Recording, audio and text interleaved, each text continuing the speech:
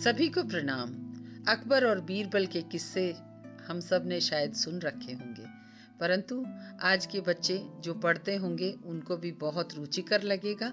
और इस किस्से का नाम है सच्चा न्याय। तो देखें क्या है इस कहानी में। वसंत ऋतु के मौके पर बादशाह अकबर ने दरबार को बागीचे में लगाने की इच्छा जाहिर की। तुरंत ही बागीचे में दरबार लगाया गया, जहां बादशाह सिंहासन पर बैठे थे। अकबर के पास ही बीरबल बैठे हुए थे, जो बादशाह की सहमति लेकर न्याय कर रहे थे। न्याय का काम 4-5 घंटों तक होता रहता था। उपस्थित लोगों में मामले निपटाए जा चुके थे। तभी एक व्यापारी ने आकर अपनी अर्जी अकबर बादशाह के सामने रखी। उन्होंने बीरबल से उसे पढ़कर सुनाने को कहा। आज्ञानुसार बीरबल अर्जी पढ़ने लगा।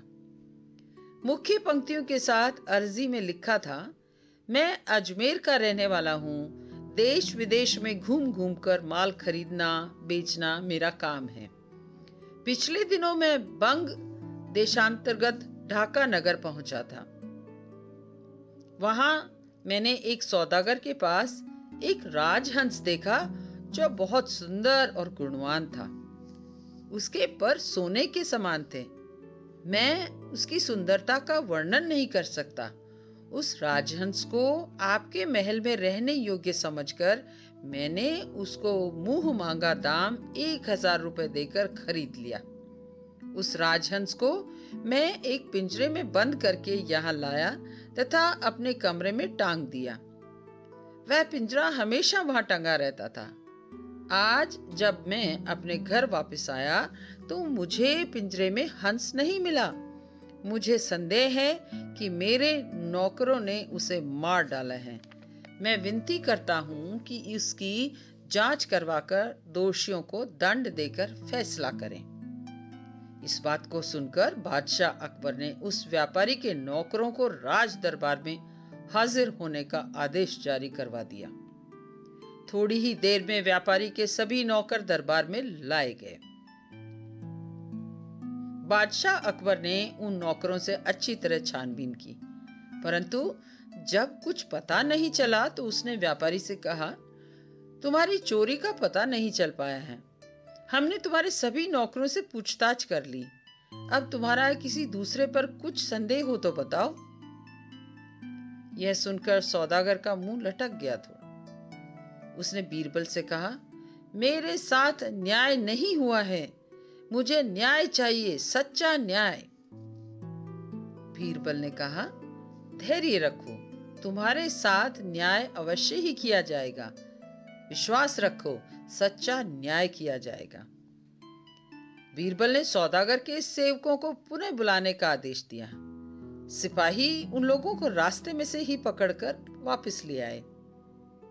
कुछ जांच करने के बाद बीरबल उनकी ओर देखकर बोला, क्यों रे चोर, तेरे मन में क्या विचार है?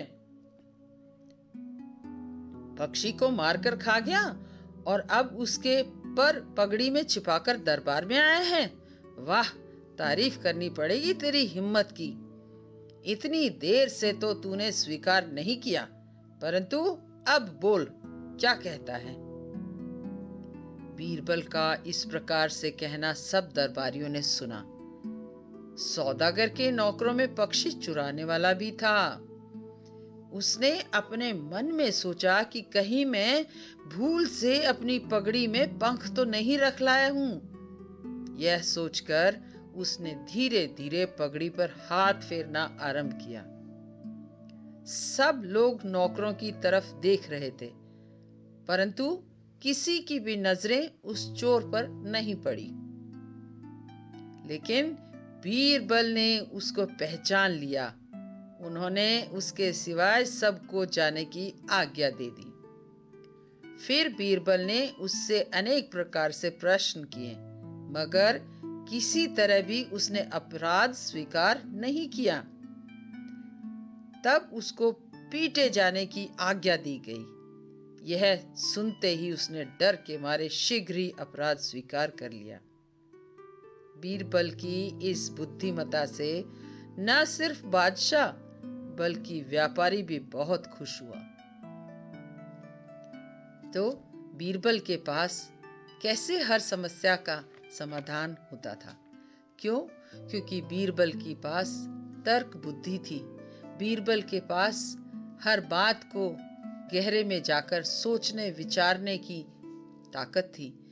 बीरबल ने अपने आप को इस योग्य बनाया कि वह हर चीज को एक तार्किक रूप से सोच सके और कैसे वो अपने विचारों से, अपने मन से या अपनी बातों से दूसरे से सच निकलवा सके। और यही है बीरबल की बुद्धिमता की कहानी, सच्चा न्याय। आशा है कहानी पसंद आई होगी। कहानी को रोचक बनाने में मेरी मदद की श्री मनोज जी ने और मैं कमलजीत यादव। आप सबका बहुत बहुत धन्यवाद।